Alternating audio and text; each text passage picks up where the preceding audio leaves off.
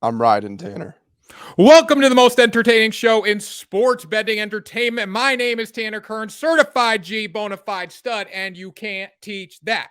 And this right here, this is Ride the Line, the best sports betting show in the freaking world, and you can't teach that. And that's the bottom line because Tanner Kern said so. My co-host is joining me right now, Grant Mitchell. He is the man. I'm not going to pick on him today because I don't like picking on him. I'm a nice guy, and it's March Madness season, so I'm happy. So, Grant, how are you doing?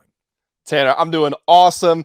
Thank you so much for finally putting respect on my name during the intro. That was a great intro out of you. Love being back on camera with you. You always bring the energy. Gets me pumped up to watch some March Madness, some college basketball action. I know you're a baseball guy, okay? But I got to tell you, the whole October stuff, it's got nothing on March Madness. This is the best tournament competition in American sports. Well, it's definitely the most fun to bet on because there's upsets every single day of the week. There's games on starting at 11 a.m. They go through the late night on the West Coast. It's awesome stuff. I got my UConn merch on. I'm ready to go. UConn had a rough loss in the Big East, but they'll bounce back in the NCAA tournament as long as Iona doesn't beat them in the first round. Hopefully not. But we're going to break that all down on the show today. Grant, are you excited for today's show? Oh, I'm super excited. It's a great time in my life. I'm actually moving tomorrow, which is the day that you hear this, Wednesday. I'm moving into a new place. I'm going to have a pretty cool background behind me, hopefully. But it's really just, it's cool to have so much change going on in my life. And then also the excitement of March Madness, obviously. I do have a funny story, actually, though, because I was laying in bed Sunday night thinking about or I'm moving on Wednesday and I've got to make sure that I have everything ordered. And then the day that I move in, I need to run out to the store. I need to get the little stuff like the plates, the forks, the knives. And then I realized I haven't packed a single thing for this move. I've just been sitting here thinking about it. So yesterday I finally got down to business and I was shocked at how quickly I got through all my stuff. And it does help that all my big furniture pieces are getting delivered. But yeah, a lot of change coming in my life and March Madness is here. I think it's a pretty great time just to be me, to be honest. So I was supposed to go to Disney World tomorrow. I was flying down to Florida tonight. I was going to go to Disney tomorrow. And then this massive nor'easter, which is just literally rain, has hit New England. And so I call up Mickey Mouse, and Mickey Mouse charged me more for tickets to change my ticket. So I was a little upset about that. I thought he was the happiest guy on earth, and Disney was the happiest place on earth. But they actually charged me more than I had already paid, and they already bent me over before. So I got bent over this morning, and now I'm recording, so I'm happy. But I was not happy this morning. I mean, they're probably even happier. It's probably got even happier down at the corporate headquarters because they got more money out of you. Yeah, ESPN bet me over today, and Mickey Mouse combined. So, anyways, wait until they dive into the sports betting though, because that's allegedly on the docket for them. Disney sports betting, you never know. Then we will bend them over because the people don't want the picks. The people need the picks, Tanner. I didn't know if you were going to throw it to me. That's a big responsibility. I thought you were going to bring it home for us. The people don't want the picks. The people need the picks. And that's why we're going to get into the picks today and give you every single pick, a pick for every single game, I should say, from the first round of the NCAA tournament. We're going to skip the first four. The one seed should win those games if they get in. But I do have a banger of a first four pick tonight. Sadly, this podcast comes out on Wednesday. So hopefully I'm right. I'm not going to say it on here because you're not going to hear it. So I'm not going to take that risk. But play the over in the Southeast Missouri State Redhawks versus the Texas A&M Corpus Christi Islanders. Play that over tonight. And if you want to see more of what Tanner was talking about, all the stuff he's foreshadowing, go check out the WSN socials, TikTok, Twitter. You can find some more cool stuff on there. And Tanner is going to be posting a lot of content throughout the tournament. So those are must follows going into the tournament. And we also have a bracket challenge that we want to tell you about. Tanner, you want to tell the people what I'm referring to here? Yep, because the people don't want the money. The people need the money. And WSN is putting on a banger of a bracket challenge this season. WSSN 23, WSS. I got so excited there. I jumbled the words. WSN $2,300 March Madness bracket challenge for the 2023 NCAA tournament. World Sports Network is excited to announce the 2023 bracket challenge for every single viewer of the website. $2,300 in prizes. $1,000 goes to first place, $500 to second place, $400 to third place, fourth gets $250, fifth gets $150. It is free to enter, and all you have to do is head over to the WSN website for more information. That will be linked in the description of this episode if you're watching on YouTube. Also, if you are watching on YouTube, Spotify, Apple, listening there, make sure you follow, subscribe to the show, and let's build this audience because we're riding. We are riding, Tanner. That was a 9 out of 10 ad read. If you hadn't had the stumble at the start, I would have gone so far to say it was perfect, but that was nearly flawless. That was great for first But attempt. I'm excited. Like, I'm excited. So if I jumble a word or two, it's just because my excitement's It's glaring through the passion. freaking screen. It's passion. It's Yeah. passion to take money from every single sports book that we have the opportunity to grant. I got a motivational speech right now. You ready for this? I'm ready here, Tanner. Let's go. This is the clip going on socials right here. So get your stage face ready. I want to get everything you've got. This is the best of the best. Go. Great moments are born from great opportunity. And that's what we have here this whole week, this whole month. That's what we've earned here this week. 32 games plus first 4. If you want to be degenerate, bet on those 2. Hell, if we bet them 10 times, books might win 9. But not this week. Not tonight. Or this week. This week, we bet them. This week, we hammer them. And we shut them down because we can. This week, we are the greatest March Madness bettors in the world. Cue the motivational music. It's playing in the background. Play in the background. This is your time. Their time, the book's time, it's done. It's over. And I'm sick and tired of hearing how it's impossible to win in sports betting. Screw them. This is your time. Now go out there and take it. Let's have a week. Tanner, that was Oscar worthy. That was Jack Nicholson. You want the truth. You can't handle the truth. I am fired up. Let's get right into this bracket. We're going to start it off with a game that we all know the result of. Alabama, they're going to be playing the winner of their first 4 matchup, and it's Texas A&M, Corpus Christi versus Southeast Missouri State, I believe.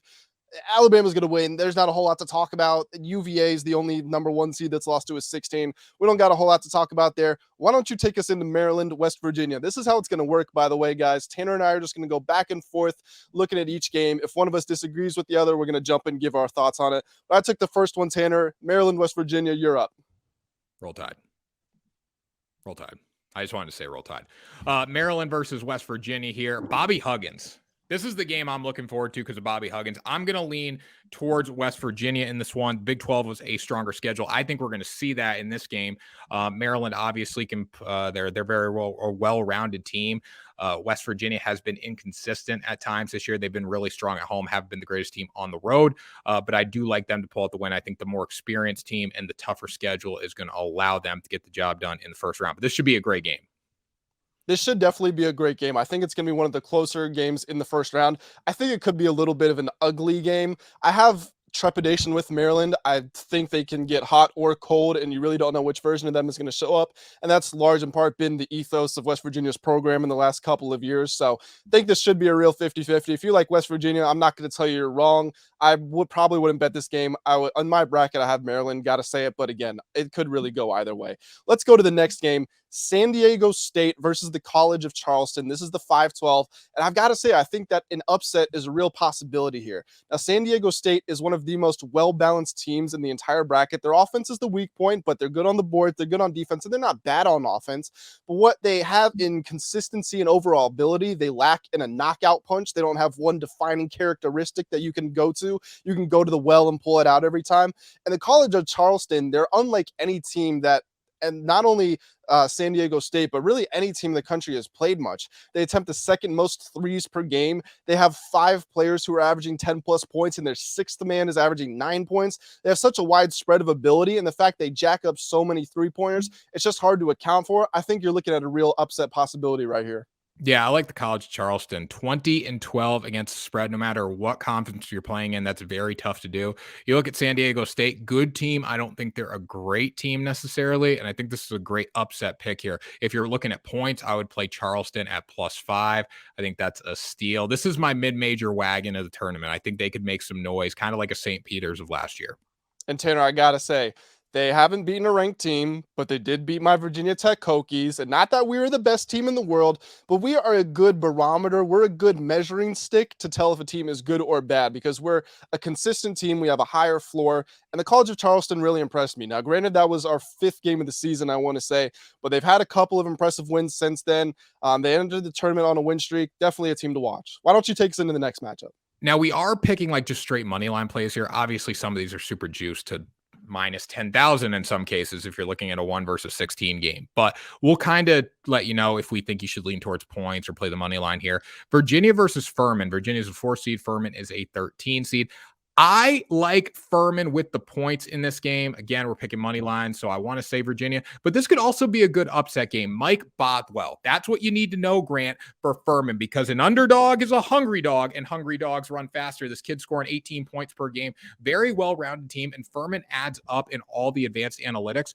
Now, they're going against a Virginia team that gets cold. They play really good defense, but they do have trouble scoring at times. I think that's going to be an issue for them in this game, and that's why I would lead towards Furman with the points. Could also be another upset alert kind of game.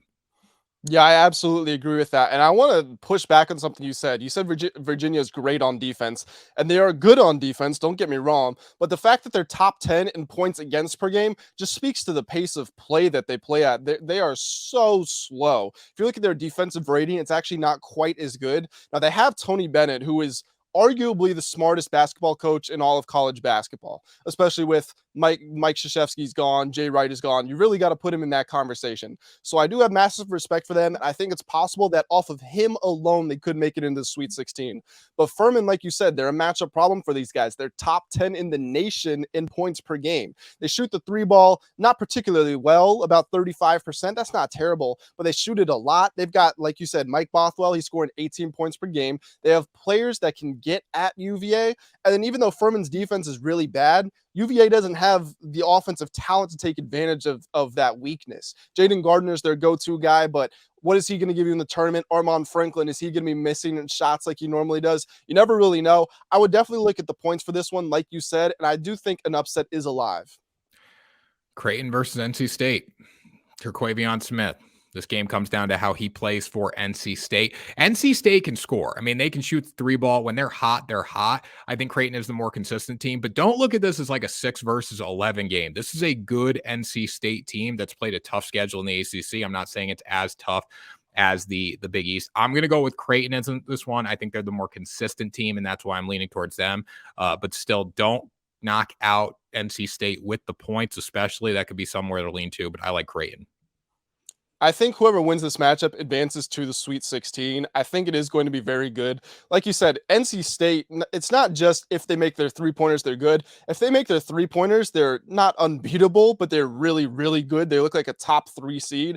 And that's because they are so athletic. They can apply so much pressure on defense. They can take the ball inside. If they're nailing those long range shots, they can blow anybody out. And Creighton has got to be wary of that. Now, Creighton did battle through a Big East schedule. It's just super congested. They've got Nemhard running the point. They've got a 7-foot double threat on the inside. I think that Creighton is going to win this game too, like you said, but it's definitely going to be close, and that's something that people need to be aware of. Looking at the next game on the schedule, we've got Baylor versus UCSB. Now, I got to say, Tanner, I might ruffle your feathers with this one. I am worried for Baylor. They have one of the best offenses in the country. They've still got a little bit of the players from that national championship winning team. Granted, most of the core is gone, and they do have some continuity. They've got the stars. They've got a good coach, Scott Drew, but their defense is just so bad. It's so bad. They lost a lot of games that they shouldn't have towards the tail end of the season, and they didn't close out the season in a good run of form. If I'm remembering correctly, and I could be getting this wrong, but I think it's Baylor that lost 4 out of their last 6. And if that's the case, we've talked about this, Tanner. You want teams that are playing well going into March Madness, not the opposite, and that's exactly what Baylor is doing. And in UCSB, they aren't bad. I'm not so much picking them as the upset because I have so much faith in UCSB. Granted, they do have 6 players that are shooting over 46% from the field. They're very efficient on offense, and because Baylor is so bad on defense, again, I think the Gauchos could be looking at an upset here.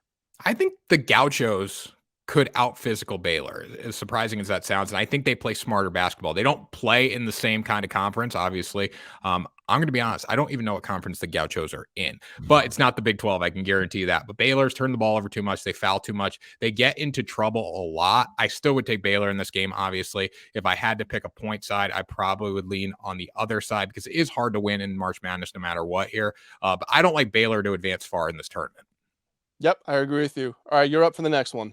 All right, so we're going from Baylor, UCSB to Missouri and Utah State. This should be an interesting game. And right off the top, Utah State 10 seed. They don't play in an equal conference to Missouri in the SEC, but they are favored in this game. So right away, my mind's going off, okay, we should probably lean towards the Aggies here.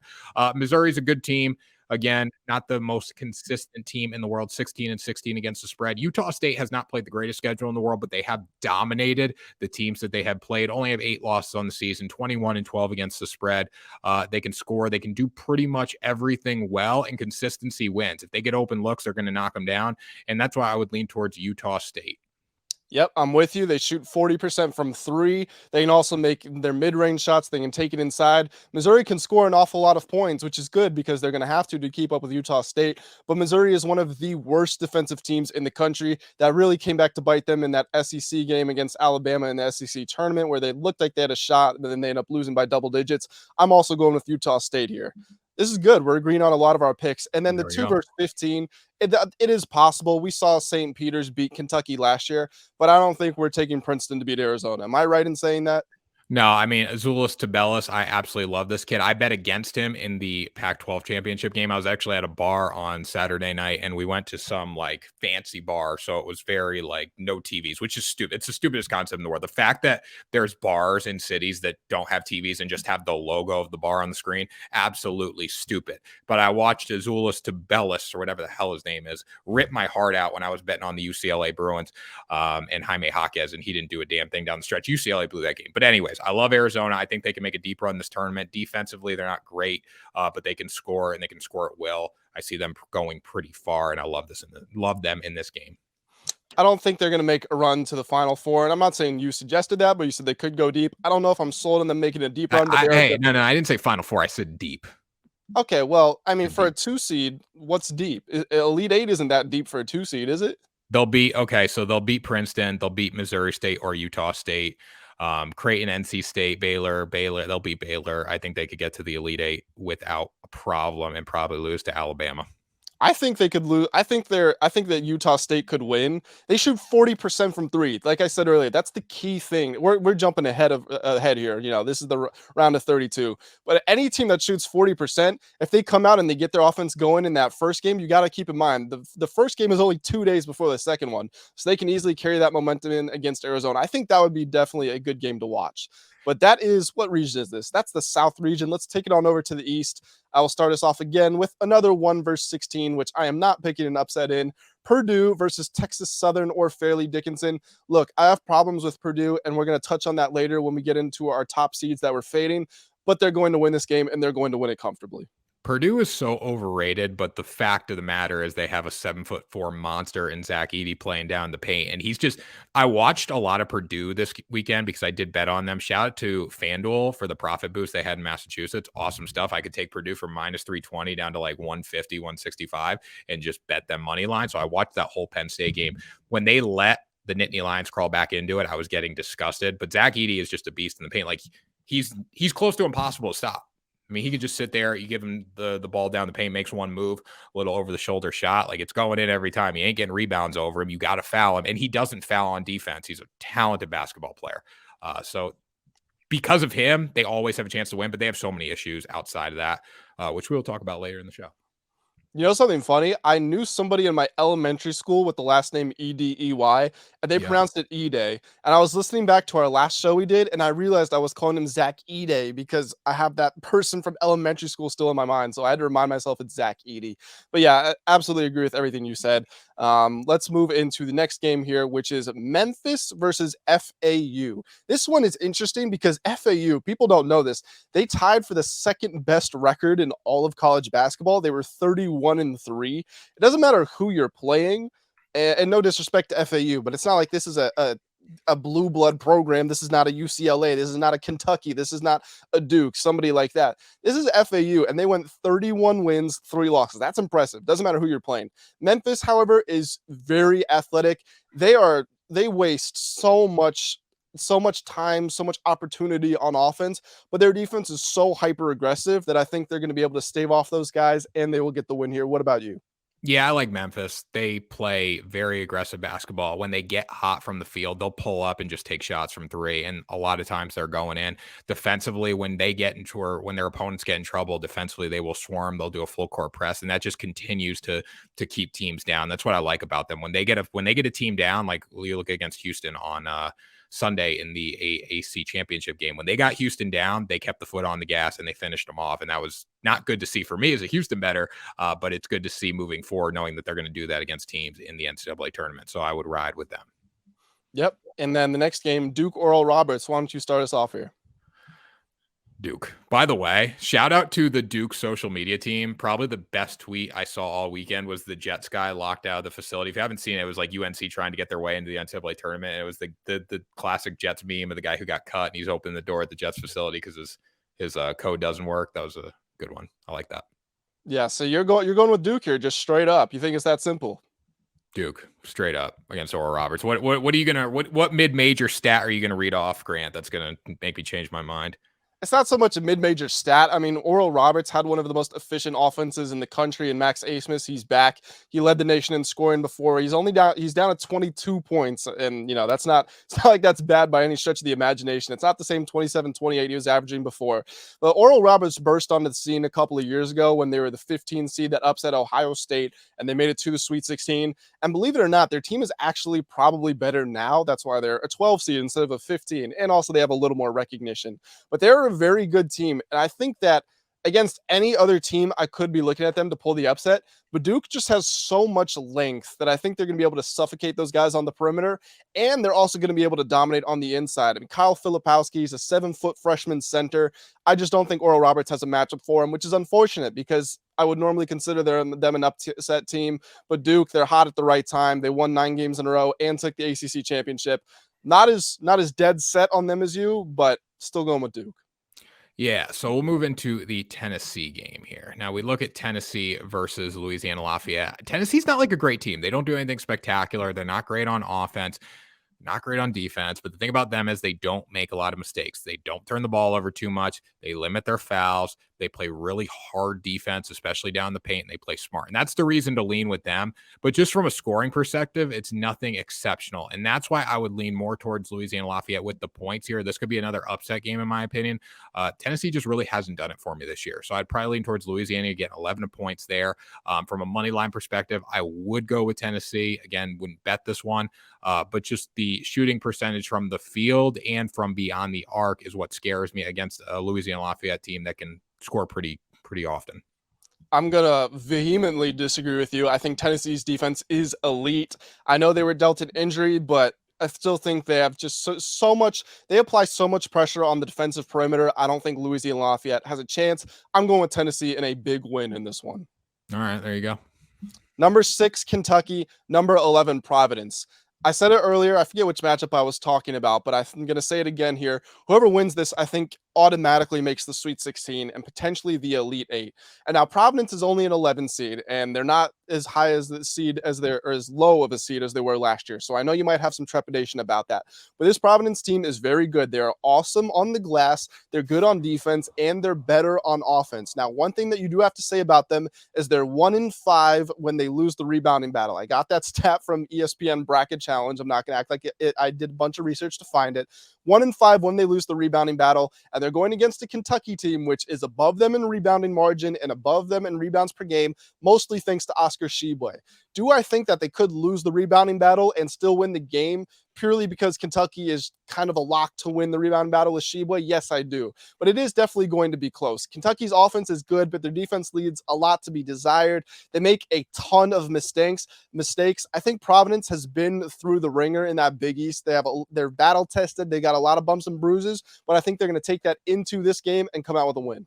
Kentucky's gotten hot at the right time, and that's the reason to go with them. Like, you look at their splits at the beginning of the year versus the second half, and it's a totally different team. And a big reason for that is Tshiebwe, just his dominance. But we look at Bryce Hopkins for Providence, started his career at Kentucky, a little bit of a revenge spot transfer, doing 16.1 points per game. He's a guy to look at. I think this game comes down to him. How well can he score, and how efficient can Providence be? Sometimes they look like the greatest team in the country. Other times they just don't look like they're going to show up at all. But I will say this, in big spots, they have tended to answer the call. Now, more so at home at the Dunkin' Donuts Center, but still, they've stepped up in big spots. I'm going to go with Kentucky in a close one. Sounds good. I mean, we think it's going to be a close battle. There's going to be a lot of fun matchups in March Madness. I'm not going to knock it if I'm wrong. The odds of you getting a perfect bracket, I don't know if you know this, Tanner, 1 in 9.2 quintillion. Damn. A quintillion is 1 billion, 1 billions. So think about the odds there. If I miss this one game, I'll let you have it. You get struck by lightning like probably 40 times. That's what it's equivalent to, I bet. Yeah, while getting your leg chewed off by a shark that's getting eaten by an alligator. That's what I said last week. Yeah, that's what I said last week. The people don't want the picks. The people need the picks. We got to move on. Kansas State versus Montana State. One state is guaranteed to win in this matchup, Grant. Yes, that's a great way to put it, Tanner. Kansas State. Kansas State. Yep, I'm Kansas with State. you. Yep. 3-14s are possible for upsets, but just not this 14, unfortunately. Kansas State is good. Montana State is not that great, unfortunately. I agree. Moving on, 7-10 Michigan State. I was talking earlier about how Utah State shoots 40% from three. They were 4th in three-point percentage. Michigan State was 3rd. They are red hot from the outside. We know that they've got Tom Izzo coaching them, who is one of the legendary coaches of college basketball. USC is an interesting matchup for them because they're not phenomenal at defending the perimeter, but they are very, very good at defending the interior and especially the painted area. So if Michigan State is making all those threes, but they can't get anything going to the rim, does that mean that they're going to lose? Or even better, does USC know that they're so good at defending the rim that they are able to expand outwards and apply more pressure than they would because Michigan State prefers to take all those three-point shots? I don't totally know. I think it's an interesting and a fluid matchup. I think it's going to be close. I have Michigan State moving on in my bracket, but like I was saying earlier, I can't fault anybody who's going to go with USC. If you play this game and if you bet on Michigan State in this game, you're betting on Michigan State to make their three-pointers. Jaden Akins has been exceptional this season, 43% from beyond the arc. But with that being said, when you look at the splits and you look at this whole team, the better and more well-rounded team, in my opinion, is USC. They're going to be able to make shots from the inside, from the low post, all that good stuff, and make their shots from beyond the arc when they need to, if they can get hot. So I just think from a well-rounded perspective, I got to go with the Trojans. Hey, like I said, can't fault you at all. And then the last game in this region, number 2 Marquette versus number 15 Vermont. I'm going to keep this simple. Vermont is -6.5 in point differential. They're 0-0 against ranked teams. Marquette has proven that it can win in a variety of manners. I mean, it won that Big East tournament game where nobody scored in the final 2 minutes. It was just a defensive standoff. They can also run the score up. They've got Tyler Kolek, who is 2nd in the nation in assists. They've got players who can give you 20 points in a hurry. Marquette stomps these guys out to move on to the round of 32. Yeah, I mean, Vermont, shout out to them. Great mid-major program, have been able to get to the NCAA tournament consistently. But with that being said, Marquette is one of those teams that can make a deep run. And by deep run, I mean the Final Four in this year's NCAA tournament. So no reason to pull an upset there. Another game that I don't feel will be an upset, but could be closer than expected because Houston is just loved, absolutely loved by bookmakers, by the public. And quite frankly, I don't think they're that good. And they did blow my parlay this last weekend. So I am a little angry at them. But I don't think Houston's that good. Taylor, can I just say something real quick before I comment on that? Yeah. We're halfway through the bracket, and I'm freaking riding right now. I don't know about you. Grant, are you riding? I just told you. Are you riding? Grant, you know what you should do? You should ride over to WSN. Wait, no. First thing you should do, you should ride down to the subscription button, smash the subscription, and do all that stuff because we're going to keep putting the content out for you people. So you better subscribe and then head over to WSN because you can bet on FanDuel, DraftKings, BetMGM, or Caesars. We are looking at odds currently on BetMGM. Grant, why don't you talk about riding over to BetMGM? Yeah, why don't you ride yourself on over to WSN and you can get yourself a BetMGM bonus code for up to $1,000. And they could have more promotions throughout March Madness. That's another reason to stay tuned and see what's coming up. But the $1,000 bonus is for new users who sign up with the BetMGM promo code.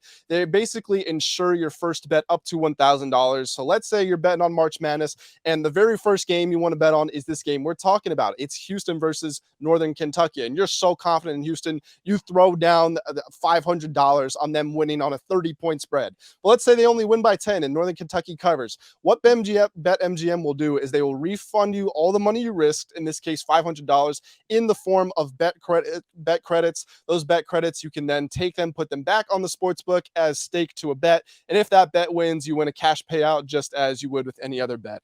And all sorts of other sportsbooks are also offering other promo deals, which we will talk about later in this show, but you can go and find more information about, and you can also claim by going to WSN. But that's only after you've subscribed to the channel, because we're going to cross-reference you, not really, and we're going to find out if you have subscribed or not. So make sure you guys do that. You think Northern Kentucky is going to keep this one close, or at least closer than the odds makers think? Close enough to. I'm not saying that. I don't want to say that. I wouldn't bet this game, but I will say that Houston's not that good. I said it last year. They're bad conference. AAC schedule doesn't do a damn thing. They're not that good. No, Grant, they're not. It's true.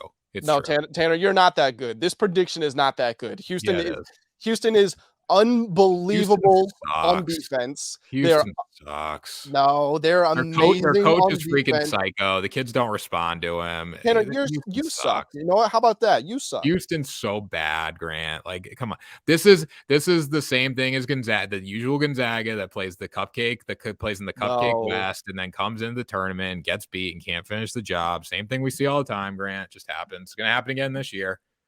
They're first of all, Gonzaga won the national, or they made it to the national tournament, the national title game 2 years ago. So Grant, let me ask you something. Does it matter if you make it somewhere, or does it matter if you finish the job? Because I'll tell you what, you don't get paid to come in second place. You get paid to finish. And Gonzaga can't finish. Houston can't finish. None of these teams that play in these dog water conferences can finish. Well, what I was going to say is you get paid to play anywhere in college basketball right now, because NIL is just the Wild West. That wasn't a good joke. You're not riding anymore. That wasn't a good joke. No, Tanner, you're not riding with logic here, because if Houston makes it to the national title game, the season was a success. Think about it. They don't get all the 5-star prospects because, like you said, they're not in a glamour conference. This is a program that has had a resurgence over the last half decade or so, and they are getting better every single year. They've put players in the NBA. They're getting guys to continue producing for them. They've never won a national title in their program history. They haven't been to a national title game since the 80s with Phi Slamma Jamma. If they get back to the national title game this year and they lose, maybe they're going to be forgotten about slightly in the history books, but it's going to be a success of the year for the program. It's going to help them continue the momentum that they've been building. And if they do get to that national title game and lose, I can practically guarantee you they win a national title game in the next 5 years. So I'm rolling with Houston in this matchup. Obviously, you are too. You just aren't sure about. They're not getting out of the Midwest. Okay. They will not get out of the Midwest bracket, though. I mean, this Houston team is softer than freaking the shit my dog. No, they just don't. They don't respond. They don't respond to adversity. This team doesn't respond to adversity. I could tell what I saw in the AAC championship game. They bent over and they said, "Memphis, your time. Go take it." Listen, I don't know what. Do you have a vendetta against the city of Houston? Are you upset that you're not in Mattress Mac? No, I'm just saying Houston's not. Grant, they don't respect. I love it. I love how bookmakers value these massive teams, or these not massive teams. I love how bookmakers value these like teams that don't play anyone throughout the year and just dominate them, and then they get into the tournament. I'll tell you what, they got a great chance of losing to Iowa. They got a great chance of losing to Miami. They got a great chance of losing to Indiana. They got a really good chance of losing to Texas. Texas is gonna freaking smoke them if that matchup does happen in the Elite Eight. So just get ready for it. We've spent a lot of time on Houston. Let's go ahead and move on. Iowa, Auburn, like you were just talking about with those guys. Iowa has one of the nation's most efficient offenses. Simply put, that's where it sort of ends for me. Auburn, I can't trust them. I think they're not the smartest basketball team. I think Iowa's going to win this one. Yeah, Iowa's better in every aspect of the game here. This, you know what? This is funny. Iowa basketball is the complete opposite of Iowa football. If Iowa football scores 7 points, it's a good day for them. I hate Iowa football so much. I hate them too. They were the worst team ever. Like their 34-point totals, 33-point totals. Like, and they can't. Hey, I remember one game. I forgot what game it was, but I was trying to bet I bet like the live over. It was like 28 points, and all Iowa had to do was score a touchdown in the second half, and they didn't do it. Like, of course they didn't. No, they're terrible. They're terrible.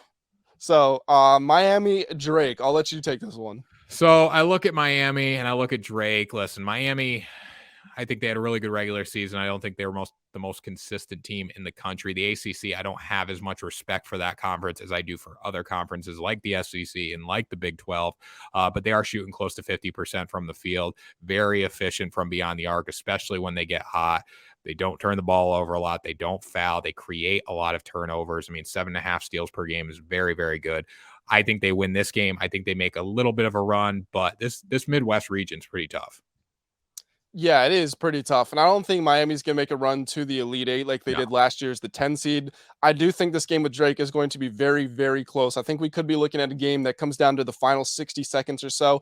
Miami, like you said, they have a lot of talent and they are a good overall basketball team. Their problem is that when the game is close, they have players that like to play a lot of hero ball. Nigel Pack hasn't been he's not been a black hole since he came in, but he's not always the smartest player. He's so good at shooting the three ball that a lot of times he would take shots that you would call ill-advised. They're makeable for him, but sometimes you still could use better judgment. Isaiah Wong, now he's just shooting anything that he can, and he's their leading scorer. He's a very good player, but he can run himself into the ground. We sort of saw that in last tournament as well. Jordan Miller is going to be an important player for them because he is awesome on defense, but he's also their second leading scorer and second leading rebounder. Is he going to have the energy to produce in all of the phases of the game? I don't quite know. Tucker DeVry, he's shooting the three ball exceptionally well, almost 39% on the year, giving you 18 points per game if you're Drake. And they also have a very good assist man leading that offense. I think if they can find DeVry and they can get him some open looks early, it's going to be a long day for Miami. Yeah, I see this game being somewhat close. I do like Miami to win, though. We'll keep moving on here. This could be my second favorite mid-major wagon. You ready for this, Grant?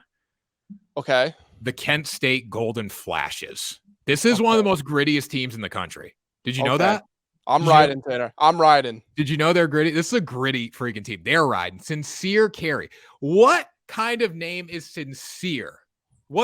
I love that name, by the way. I love it. Sincere. And this Kent State team is sincerely freaking gritty. That's how they play basketball. Very good on defense. They swarm you in the backcourt. They're gritty on offense. They get a lot of offensive rebounds. They force a ton of turnovers, and that is going to make the difference in this game, Grant. I think Kent State pulls off the upset. Tanner, we did not confer about this, which makes this so interesting because I have Kent State pulling off the upset as well. Sincere Carey, like you were just talking about. Let's say he's able to equal Trace Jackson Davis in scoring output. If that happens, Indiana's in trouble because Trace Jackson Davis, as good of a player as he is, I don't think he's built to lead a team to a long tournament run. They have some other good players on that offense, but they're not exceptional, and they have some flaws. They're not the smartest team. Their defense leaves a little bit to be desired, especially on the perimeter. Kent State, like you were just talking about, here's something really interesting about them. They played Houston, Gonzaga, and the College of Charleston as their three toughest opponents, and they lost all of them. So do keep that in mind. But they lost by a combined total of 14 points. For teams that are way, way, way above them in terms of caliber, Indiana just isn't there. Like you said, I think this is going to be a close game, and I think Kent State comes out with the win. They're just gritty. That's what it comes down to. Iowa State is going to play either Mississippi State or Pittsburgh. One question for you, Grant. I think it's so stupid that they make 11 seeds play into the tournament in some cases. I don't like that at all. I think they're 11 seed. You should make the 15 and the 16 seeds play into the tournament. But yeah, 100% with you. I think that's so stupid, but we will see what happens. I like Pittsburgh in the first 4 game tonight. So if they win, great. If they lose, Mississippi State will advance to play Iowa State. I think Iowa State beats either of these teams, especially having them play the first 4 games. It's going to be tough going to a second game relatively quickly. Iowa State's got extra time to rest. I think they're the better team against both of them. Iowa State should win, but I don't want to give a full prediction until I know who they're playing. I hope they're not playing Mississippi State. Mississippi State lost a game in which their opponent scored 43 points. Just think about that. I don't want to see them in March Madness. I don't want to talk about them. Let's go to the next one, Xavier versus Kennesaw State. Xavier scores a ton of points, and I think that they're just going to blitz their way past these guys. I've heard some people saying that Kennesaw State can make an upset. My problem with them is that they are one of the shortest basketball teams in all of America. And Xavier, they have better athletes. Again, they score a lot. I think you're going to need something. You can't afford to sacrifice height in that situation. No, I mean, they can shoot the 3 ball. They're shooting almost 40% from beyond the arc. They got Jack Nungy inside. I mean, they can do so many different things. The Xavier team can score. The one issue that they have had this season has been defense. I still don't think Kennesaw State is going to put up enough points for them to win this basketball game. So I will go with the Musketeers to move on to the next round. Yep. And now moving on to the next game. A&M versus Penn State. Penn State. Shout out to Penn State. Shout out to Penn State for making a run. And thank God I didn't have Purdue minus 7.5. I took Purdue money line with my profit boost on FanDuel. And you can get on FanDuel if you head over to WSN. FanDuel is a $1,000 first bet offer. So if your first bet loses, you get up to $1,000 back in risk-free bet credit. See, those links are all in the bio. But when I look at A&M and I look at Penn State, I do think A&M is the better team here. More efficient. I'd say on the defensive side of the floor, they force more turnovers. They also turn the ball over a little more, which could be an issue. And they're a little more physical, which does get them into trouble sometimes. I think this game is going to come down to free throws late, and I like them to pull it off. Yeah, both of these teams are very gritty. Tyrese Radford, he's regressed as a three-point shooter, which really unlocked some of the A&M offense last year. Now, he is still one of their best players. He's one of the most fun players you're going to find in this tournament. He's 6'2", but he can get you 15 rebounds. He's the closer a lot of the time. He plays really aggressive defense. I think he's a perfect matchup for this Penn State team that is not undersized, but not the biggest team either, but they still play well above their height. They're super active. I think this one's going to be very close. I think we're looking at something like a 68-66. And if I had to pick, I'm going with an A&M. Yeah, I agree with that. Grant, did you know that Texas is riding? Oh, Tanner, I knew that because I don't know if you remember this, but you tried to convince me that Kansas was going to win the Big 12 tournament. And I still told you there's no way. I don't regret it because even Kansas deserved to lose because Timmy Allen didn't even play for Texas in that game and they still got whooped. I love Marcus Carr now. I love Timmy Allen. Texas is back. Go Longhorns. Horns up, baby, until you lose, and it's horns down. But I'm a big Texas fan right now. I think they're going to make a deep run here. I think we could see a Texas versus, I'm going to call it Texas versus Iowa, Texas versus Xavier in that Sweet 16 route, and then in the Elite Eight, well, not Texas versus Iowa. Iowa's in the higher up side of the bracket, but we could see that in the Elite Eight. I like Texas to get to the Elite Eight, get to the Final Four, and win the Midwest region. Listen, Houston's going to win, but we're just going to go ahead and move on, Tanner, because Texas is going to be Colgate, and that's all that matters. And Kansas is going to beat Howard. Respect to Howard. They had a good comeback in their conference tournament game, but it's Kansas. Even if we're out on them winning the national title, they're not losing in the first round. No. 100% agree with that. Moving on to the next game here, we have Illinois and Arkansas. 8-seed Illinois versus the 8-seed Arkansas versus the 9-seed Illinois here. I like Illinois in this game. I think they're a smarter team. They commit less fouls, a little bit less gritty, I would say, on defense. When it comes down to it, both teams are pretty even from the field. I like the Illinois. What's it? The Illinois Illini, right? Because of their defense in this one, though. I think the grittiness is going to make the difference. Yeah, both teams are good on defense. Arkansas is a little more focused on rim protection. They've got some good shot blockers, and they're actually twins, which is cool. But these teams average pretty much the same points per game. They give up pretty much the same points per game. The one thing I do want to point out is that Arkansas is 2-8 against top 25 teams. Now, they do play in a very tough SEC, so I think this game is going to be very, very even. I don't really have a lean on either way. Honestly, even though despite the record, I would go with Arkansas here. But again, this is going to be one of the closest matchups you're going to find. And I do also hope just slightly that Arkansas wins. So it's Arkansas versus Kansas in the round of 32. I think that would be kind of funny. That would be cool. I mean, it's not as cool as I think you think it is, but it'd be cool. Are you calling me a nerd or something, Tanner? I don't like that. I'm just saying that. It doesn't seem like you're riding right now. Doesn't seem like you're not riding for anymore. No, I create. I'm the doctor of riding. Okay. Yeah, but you can fall off, and I think that's what's happened to you. What? You're able to fall off, and I think you might have fallen off the horse. I don't think you're riding. I'm riding. I've been riding the whole day. I've been riding. Bouncing up and down. I don't know. I'm gonna have to see it in action. St. Mary's versus VCU as the 5-12. Let me take this one. Let me take the start. All right. Go ahead. VCU, shout out to VCU for everything. You've done a lot for me because I live bet you. I put a lot of money on you to start the game. Then I live bet you at halftime in the A10 championship game, and They won with 3-pointers. I think they were shooting like freaking 20% in the first half of the game. They came out in the second half of the game and they were shooting, I think they shot 44, 45, 46% from 3-point range in that area. Now, VCU usually wins with defense. They're that kind of team, and I would play the under of 123 in this one. But what they did to outscore Dayton in a game where they were down 11 or 12 points at the peak to come back and show that grit, I love them in the spot. I like them to win. I like them at +4. I love the under in this game. What do you think, Grant?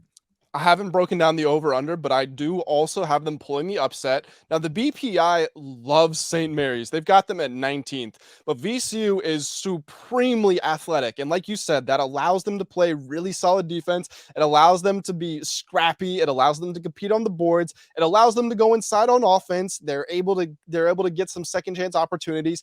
And St. Mary's, as good as they are on defense and offense, they're very unathletic. I think VCU is simply going to impose themselves. It's like when you were growing up and you were playing basketball with the neighborhood kids, and there was that one guy who wasn't necessarily that good, but he hit puberty before everyone else, or he was just a lot more developed. He was the first one to start lifting weights out of all of you. So he was the best at everything you guys chose to do. That's kind of what's going to happen here with VCU. I think they booked their ticket into the second round. Yeah, totally agree with that. On to the UConn Huskies and the Iona Gales. Iona's very physical on defense. My buddy was like, Iona can win this game. And I it's not that I don't think they can't win this game. I would potentially take them with 7.5 points. UConn tends to step up in these spots. They have a lot of very good players. Sonogo, they got Caravan hitting big shots from outside. I'm high on UConn right now. They can't win on the road, but neutral courts, hopefully they can be okay.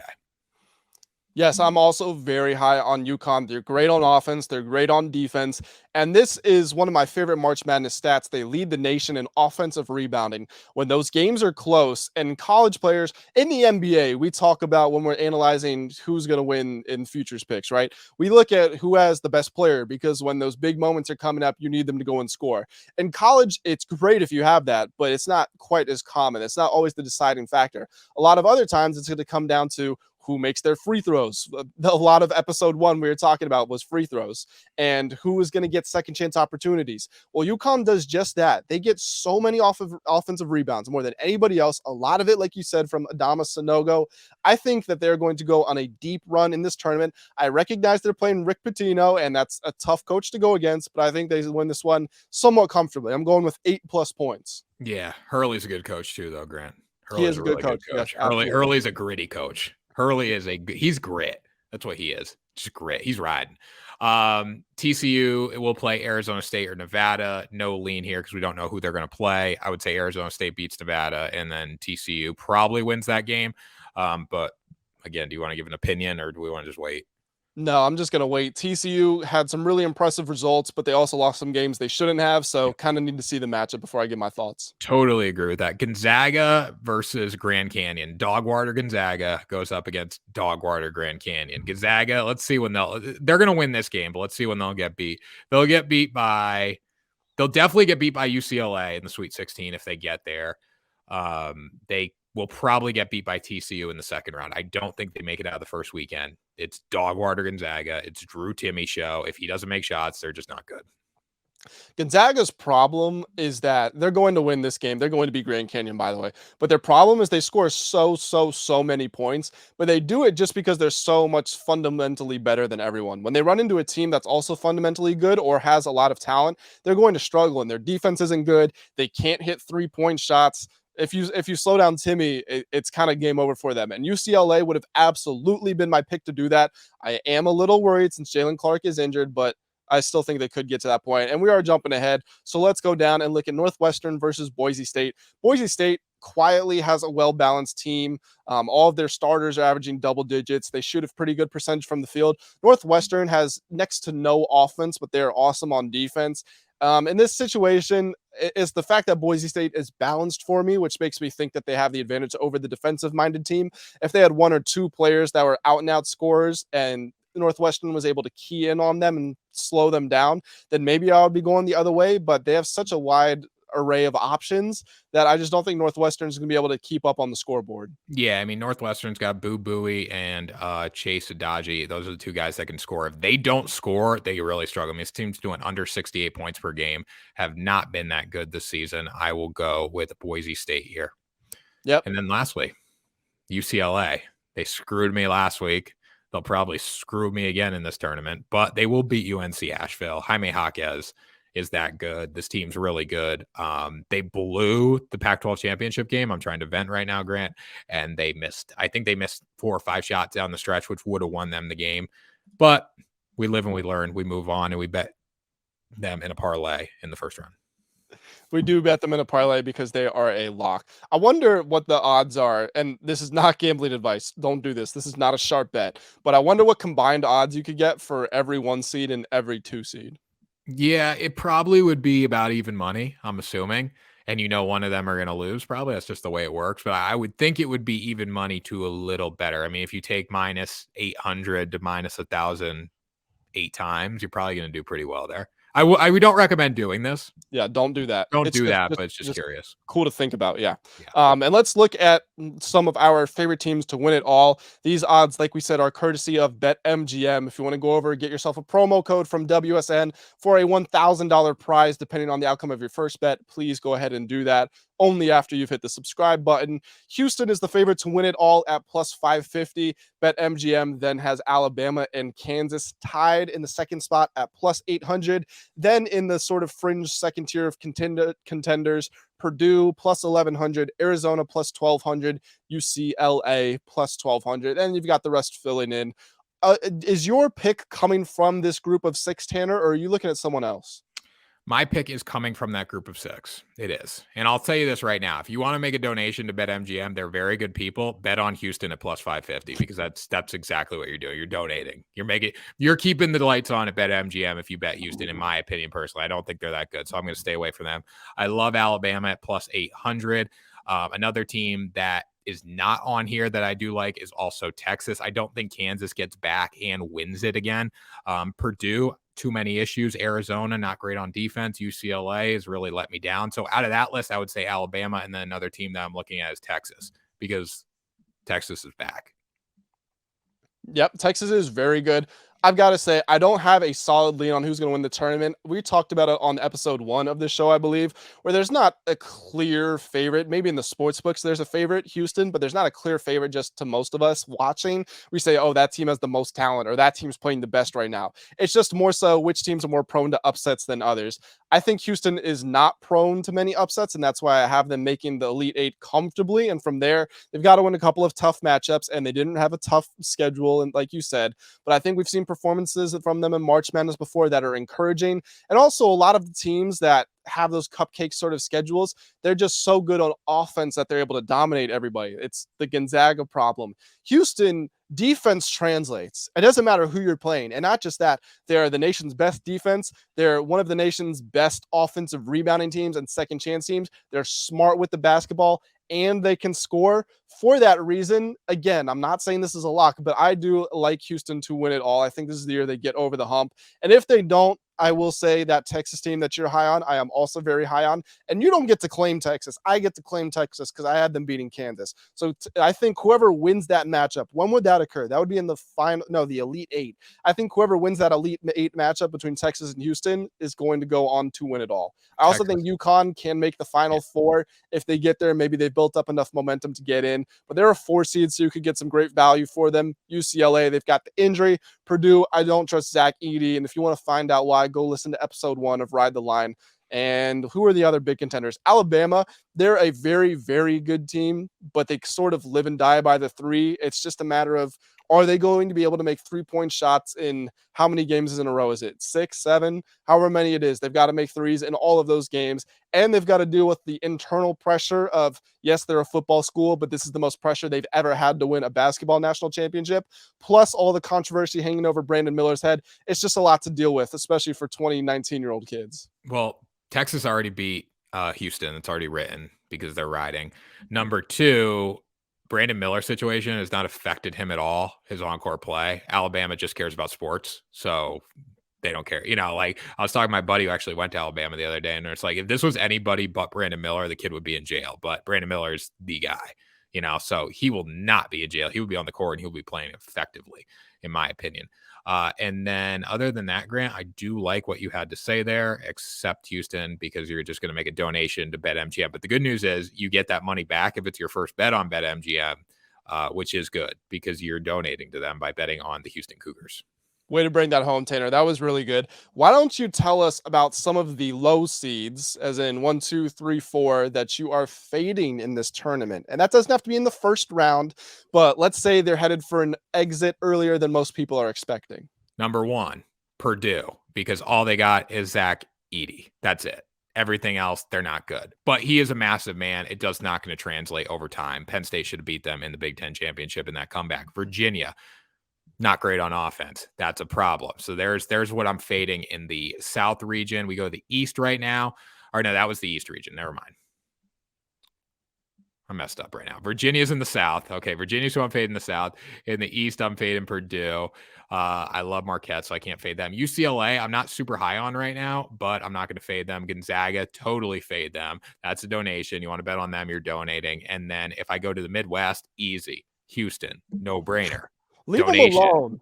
Donation. You're donating if you bet on the Houston Cougars. Because what I saw with that team, I saw a team just say, hey, I don't want it anymore. Memphis beat them into freaking submission in the AAC championship game. Beat them into submission. Hey, I don't want it. It's like, you know what? You know when you go on the football field, you see those guys tapping out. They're in body bags. They don't want it anymore. That's exactly what Memphis did to Houston. If Memphis does that to you at any point, that's a problem. Here's the thing, though. Memphis is so aggressive and so athletic that they might not be the best basketball team, but who is Houston going to play in this tournament that's like them? Are they going to play Memphis in the national title game? Because other than that, there's nobody on their side of the bracket that has that sort of physicality or athleticism. The closest you could get is Texas A&M, and Houston is still superior to those guys. You look at the other side in the West, UCLA is the closest thing, and they're not even close to as athletic as well, especially with Clark being injured. I think it was just a bad matchup for them. They caught them on the wrong day, and I think they're going to be just fine. But they showed no grit. It would be like if you and me stepped in the octagon, I was Memphis and you were Houston, and that's what would happen to you. Tanner, if we stepped in the octagon, I would smoke your head off of your shoulders. No, you wouldn't, Grant. I'm physically elite. I'm a specimen compared to you. So don't give me that. I'm right. Orange Theory. You're not right. Yeah, it's well-rounded, and I meet a lot of nice moms. The only thing you're riding is the stationary bike, Tanner. I will mess you up. I'm riding. You're riding the stationary bike. All right. No, you're not riding. Anyways, Grant, I don't believe you're riding right now. That's the problem. Okay. So we got that down. Favorite upset picks. I think we kind of did that when we picked our bracket, but do you want to bring up any more? You know what, Tanner? I'm going to say this on both of our behalfs. Kent State over Indiana. That's the one that we are rooting for more than any other. Yeah, so like favorite upset picks, I would say Kent State over Indiana and then the College of Charleston over San Diego State. Those would be my two like Cinderella story teams that I could see being like a St. Peter's making that kind of run this year. But really, if I had to pick one, it would definitely be Kent State. Yep. It's honestly interesting how close our brackets are. Granted, we have some dissimilar opinions on Houston, but other than that, we've got a lot of similar upsets. We got a lot of similar fades. I think it's pretty interesting because we did not plan this at all. We made our notes, but we didn't compare them. So it's cool to find that out live. Yeah, definitely. So we're almost at an hour right now of riding. We've been riding for a straight hour. So we could touch on free agency right now. The biggest storyline is Jimmy G to the Raiders. I think that's going to be very good for them, especially being back with Josh McDaniels. That's going to make a huge difference. I love Jimmy G. I think he is a undervalued quarterback in the NFL, and I think it's going to help the Raiders a lot. I completely disagree. I don't think Jimmy G is that good. I don't think he's done anything special. He's been a product of the system that he's been put in. Have you been to a Super Bowl? I didn't think you'd been to a Super Bowl. Have you been to a Super Bowl? Yeah, I have. Every year. Yeah, really? I'm Tom Brady of content. But have you been to a Super Bowl? I don't think so. You haven't been to a Super Bowl, and Jimmy G only went to a Super Bowl because he was playing with the best defense in the league, with the best head coach in the league, with the best running game in the league, with all pro receivers and all pro tight ends. You put him in this Raiders offense, and it doesn't matter that he has Devontae Adams. It doesn't matter that he has Darren Waller. They're still going to give the ball to Josh Jacobs more than anybody because they don't trust Jimmy G. This is a waste of cap money. The Raiders should have just accepted that they're going to be bad for a little bit. They made a mistake trading for Devontae Adams, not because Devontae Adams is bad, but because they weren't in a position to contend. They should have rebuilt the team, and instead they're wasting money on Jimmy G when they should just be letting a young quarterback play. Jalen Ramsey, traded to the Miami Dolphins. We've got 3 big moves that we want to cover here. This is the second one. Jalen Ramsey is on Miami. He now joins the list of trade acquisitions that Miami has made, along with Tyreek Hill and Bradley Chubb. Listen, I don't think Miami's going to win the Super Bowl, but what I can say is they're pushing their chips to the center of the table. They are really going for it. A very sneakily great move was them signing Mike White in free agency to be their backup. Mike White, not the best quarterback in the world, but we saw the problems they had when Tua went out of the lineup with the concussions and the injuries.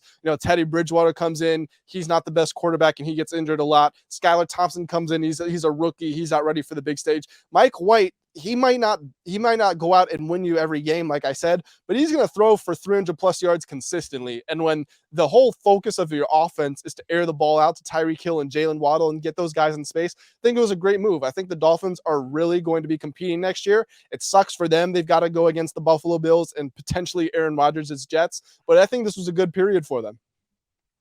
Yeah, I mean, I don't know if Jalen Ramsey really moves the needle in the sense of he makes the defense stronger, but it was a decent defense last year. My big question there is, what are you going to get out of Tua? Because if Mike White does have to play, it's not going to result in a Super Bowl, I'll tell you that, even though they have the fastest receivers in the world and a great receiving core. But is Tua healthy?